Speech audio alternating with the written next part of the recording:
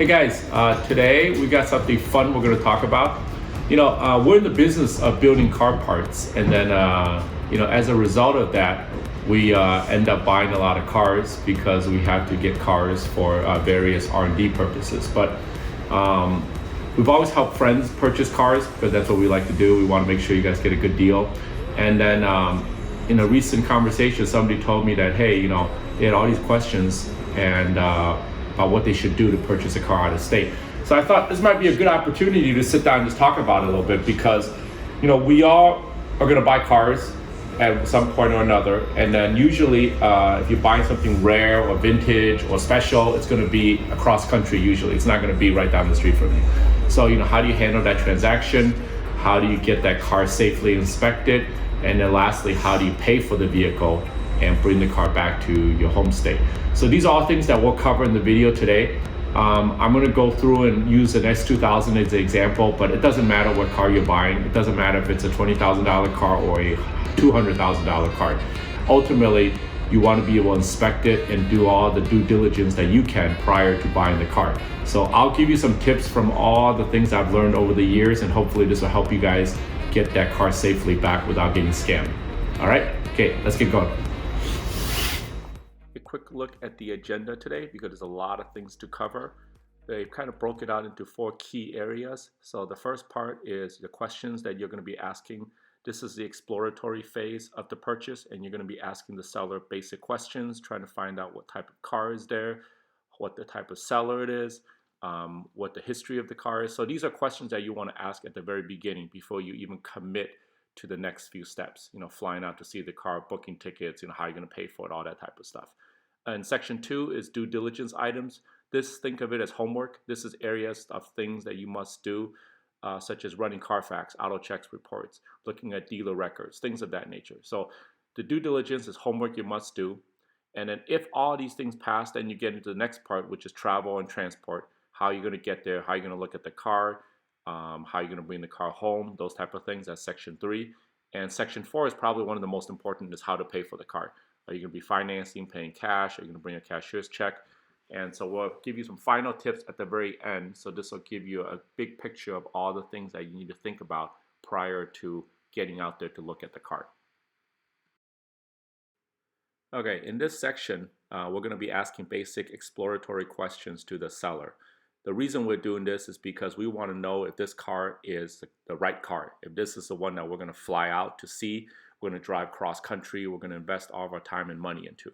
So the exploratory phase is where you ask the seller questions to get a better feel of the owner of the vehicle as well as the car itself.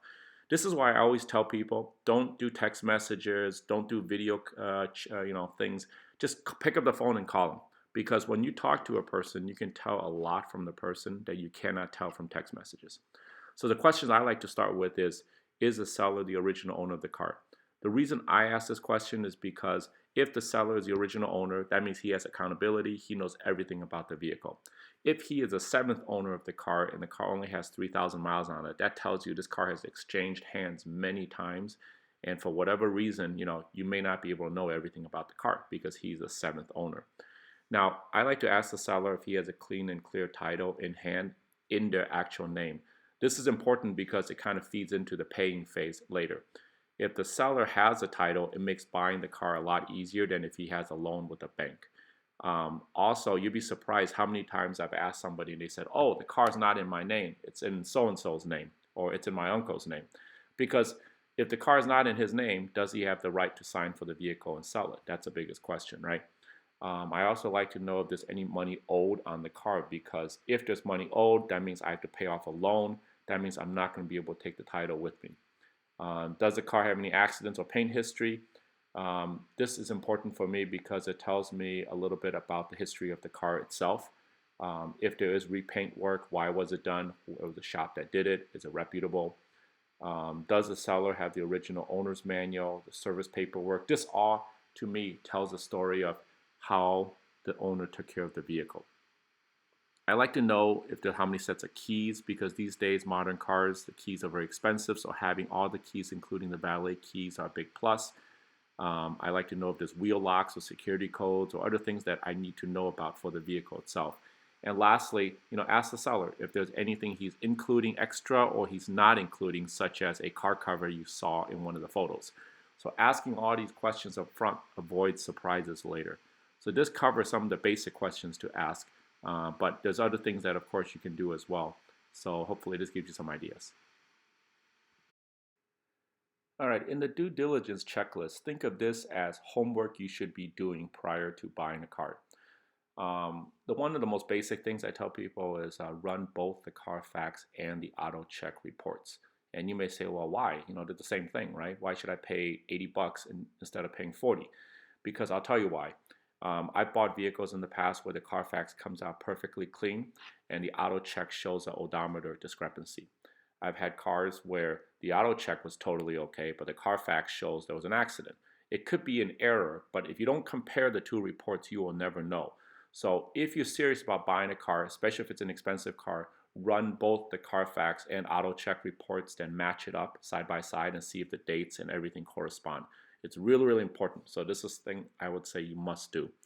After that, the next thing is consider doing a PPI. If the vehicle is not local to you, let's say the vehicle is cross country and you can't just fly out there to do the PPI, I would consider asking the seller if he's okay with taking the car to a trusted third-party dealer or a specialist and have the car inspected. This is usually paid by the buyer. So plan to shell out anywhere between $200 to $400 for a basic inspection. It could cost you more if you're looking for something specific. But this pre-purchase inspection allows you to have a clear, unbiased window into the vehicle. That way, when you do fly out there, you can just look for the basics. But you know that the dealer has checked the fluids, he's checked all these things, he's checked for weld points or whatever else you want to look for. But the pre-PI is a huge advantage for the buyer to do prior to flying out to look at the car. The next thing I like to ask for is I always try to get the seller to give me a copy of the driver's license. I know it's a private piece of information, so have them maybe black out the driver's license number, but I want to make sure that the driver's license that he has matches the name on the title. If the driver's license and the title doesn't match, then the next question is who's the person selling the car, right? So this is something that you should be doing either ahead of time, or if you want to wait till you get there, that's fine, but you definitely should check the guy's driver's license. If you're flying out, also one piece of advice, plan to have backup transportation or another way to leave if the deal doesn't work out. I bought many cars over my course of time, and many of them I walked away from. The cars just don't check out. They're not what I want, and I just walk away. But if you don't plan for this and you have to buy the car, then you're kind of stuck. I would definitely ask the seller if he needs a deposit to hold the car, because if you're flying out someplace, you don't want that car being sold before you get there. And the seller doesn't owe you that responsibility. So you need to ask, hey, I'm going to fly out here on this day. I'm going to give you a deposit. Can we do a bill of sale that says, you will hold the car till I fly out there? Ask the seller what payment he prefers, because not every seller wants the same thing. Don't assume a cashier's check is okay because you think it's safe, because if the seller doesn't want it, then you're stuck again. Also, if you're going to bring cash, then make sure that you meet in a public place that's safe, because the last thing you want to do is get robbed with a bunch of cash because he knows you're coming. So these are all things to think about, because if you're not planning for it right now, you're going to be scrambling later, right? Also confirm where you'll be meeting the seller, because this is important so you both feel comfortable. You don't want to be meeting after hours in the back of an alley counting cash, right? So this is all stuff you should discuss ahead of time, especially if you need the bank to be open. It has to be during business hours. So do these due diligence checklist items and you'll be much better off than you were if you didn't. All right, we're almost there. This is the fun part, so bear with me. So this is going to be the travel and transport section. Now, most of this is assuming that you are flying or going long distance to pick up a vehicle. If you're local and you're just going across town, obviously some of this stuff is not going to apply, but you still should keep in mind some of these basic things, right? So the first thing is, planning and determining how you're going to bring that car home. If you're local and you're just going to drive it back, that's easy. But if you are going cross country and you're going to have to ship that car back home, as I have many times, I'm going to fly out there to look at the car, then I'm going to fly home, and then the transport company is going to come at a later date to pick up the vehicle. So this requires some planning, because you need to figure out who's going to facilitate meeting the transport auto truck driver to deliver the vehicle. and a bunch of other things. So this is all some good stuff to discuss with the seller prior to leaving. If you are flying out, as I mentioned earlier, plan to have a backup in case you're not going to buy the car, so you still can go home. If you are driving to get the car, I suggest you bring a friend as an extra set of eyes. He can help you with your checklist. He can make sure things are safe. So having a friend come with you is a great idea. What I do suggest is let the seller know you're going to bring a friend or a father or whatever, so that way he knows there's two people coming as well. That way, no surprises. Discuss the meeting spot and ensure it's safe for both parties, whether it's going to be at the bank, the police station, post office, wherever you guys are going to meet up. Just plan all these things out ahead of time, because you're going to an area that you're probably not familiar with, so it's good to know for both parties where you're going. Depending on how payment will be made, consider the bank hours and the methods of payments agreed by both parties. This is where you should probably do a dry run of what should happen in what order and talk to the seller so you guys are both in agreement. For example, when you fly in, you will get a rental car. You will drive to inspect the car. The PPI should be done at this point, so you're just doing the final checks, going through the checklist of things that you want to see. What you're going to look for if you're going to plan on going on the test drive. How fast you want to be going, where you're going to be going, so that way the seller can plan. And then also, if you're going to be doing bank transfers, signing titles, where all that's going to take place. If you plan to inspect the car yourself, you're going to bring some tools, flashlight, checklist, then I gave you a kind of a list of things to inspect on the next page, so hopefully that'll help you out. And then we can get into the last part of payment. All right, in the inspection phase, a lot of the key things that you're looking for should have been done already in the PPI report. So if you haven't done a PPI report, that's something you really should consider, because when you get there to inspect the car, you're probably not going to have a lift. You're not going to be able to do certain things that you really want to do. But here I'll just cover some of the basic stuff. We always talk about opening all the major compartments, checking for VIN tags if the seller says it's an original body car. Checking the spare tire might tell you if the car's been damaged or used with the spare tire. Checking alignment of panels, signs of overspray, rock chips, if the fenders were rolled. Checking for uneven tire wear might give you an indication if the car is out of alignment. Before you drive the car, check all the functions of the car: radio, power windows, air conditioning, heater, wipers, door locks, turn signals. These are things that you may or may not be able to see while you're driving, so it's good to check these things prior to taking off. During the test drive, keep the radio off, listen for noises, check if the car pulls straight, if the car tracks or pulls to one side, and then ultimately these things will all give you little bits and pieces of how the car, the past history of the vehicle. I did a little quick walk around with an S2000, which this could apply to most other cars too, but it'll show you where all the VIN tags are located. So take a look at the video next, see if that helps. Really quick, I know when you guys look at S2000s or other cars, they always talk about, has a car been in an accident, if the car has all the original panels. So I just want to go over on this car particular. You can look at all the VIN numbers. So typically the VIN numbers, there's going to be 10 VIN numbers on the S2000. Each one corresponds to a major body panel. So on this car, each of the fenders are considered body panels, major panels. So usually on the S2000, you're going to find the fenders have the mark, that's the VIN number tag. You're going to see it on each door. So each of the doors would have a VIN number tag right there.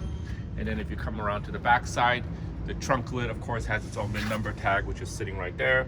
And then the rear bumper, which is going to be right down here, there's your VIN tag. So there's going to be 1 and 2, 3 and 4, and then 5 and 6 on the other side.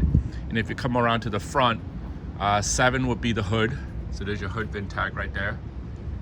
And then 8 and 9 are your fenders, the front fenders.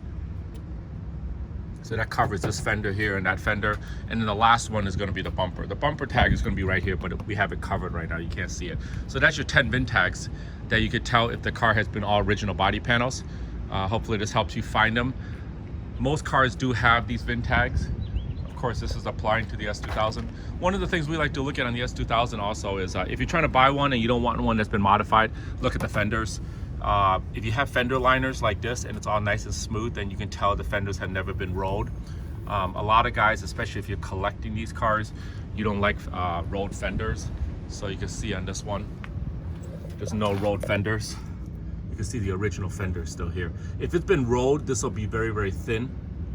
And then the metal might even be distorted on this side. but this one you can tell there's no road fenders. All right, hope that answers your questions about the VIN tags. Thanks for watching. All right, we're finally on to the most important part of this video, which is how do you pay for the car? Assuming everything checks out, you're ready to buy the car, now you got to decide how you're going to pay for it. Now this is where there's going to be a couple stipulations and caveats. This video is going to assume that the car is being sold private party and the seller has a title in hand. But there are many cases where you're going to buy a car where the seller still owes money on the car, meaning he doesn't have the title. He has a lien on the vehicle. Or it could be you're buying it from a dealership. But I'm not going to cover the dealership because dealerships generally are very easy to work with, because they are a business entity. You can wire them money, you can bring them a cashier's check. So dealerships are easy. What we're going to deal with is private party, specifically in terms of a sale. Now, you might ask yourself, okay, if the seller has a title in hand, this should be an easy deal, right? But it's not always easy because I'll tell you why. The seller could have the title in hand, but the title may not be in his name. Or the seller will say, well, I have the title in hand, but I want the cash to clear my bank account before you can take the vehicle. So the question comes up is, how do you pay for the car? You could bring good old hard cash, but if you're buying a $50,000 car, bringing that much cash may not be safe and may not be the best way to do things. So how do you buy a car that you want to purchase, but you don't want to bring cash for safety issues, and then the seller is asking for cash? So ultimately, just remember that the seller is the one that determines the type of payment.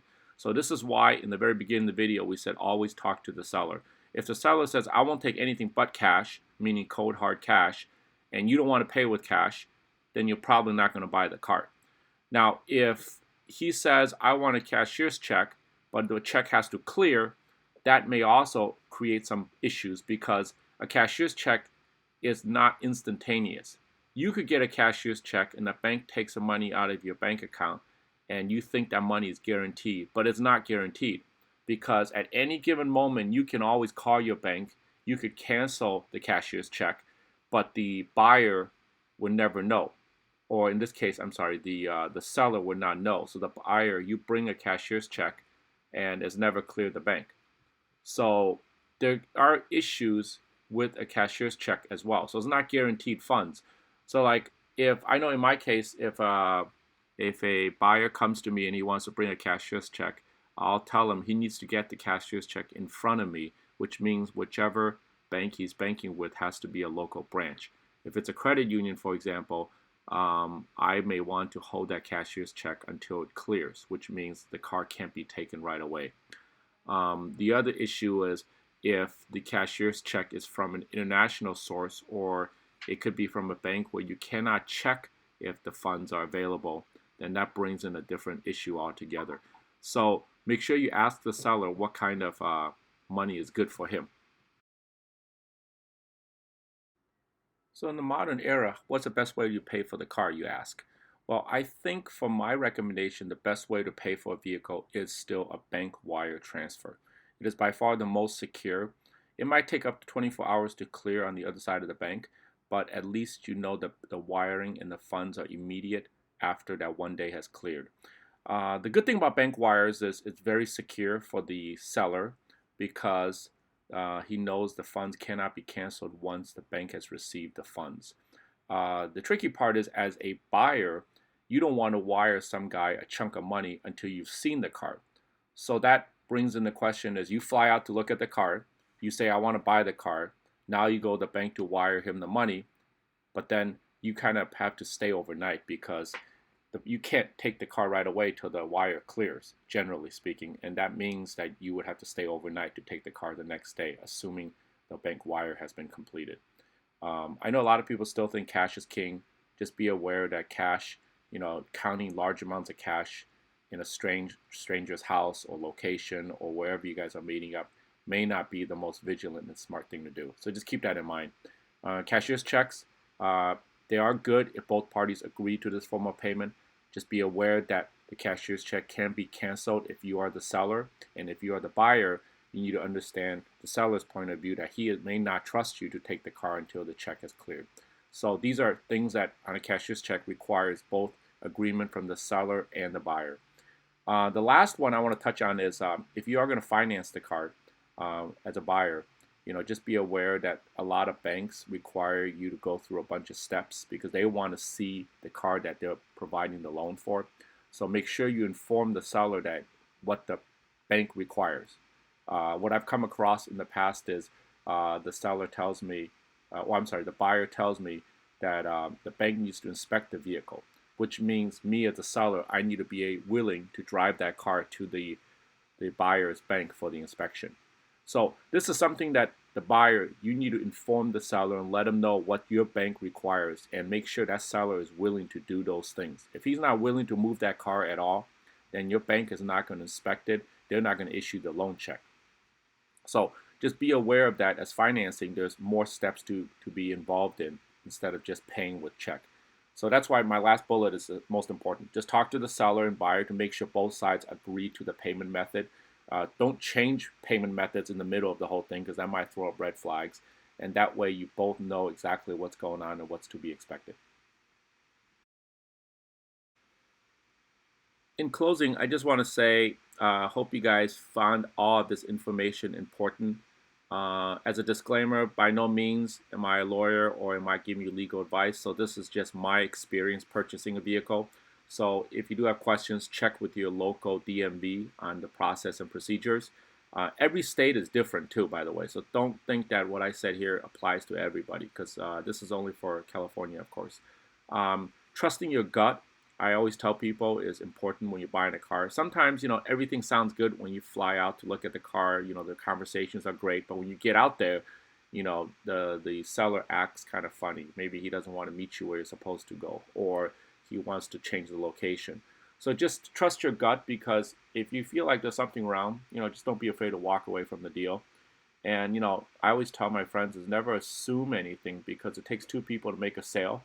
And what you think is trustworthy or fine, the seller may not, because this is really a transaction between two strangers. So do your homework, follow the steps in here, and then hopefully this will help you secure that new car in your garage. And I hope this video helped. If it's helped, please subscribe and like this video, and I appreciate your time. Thank you.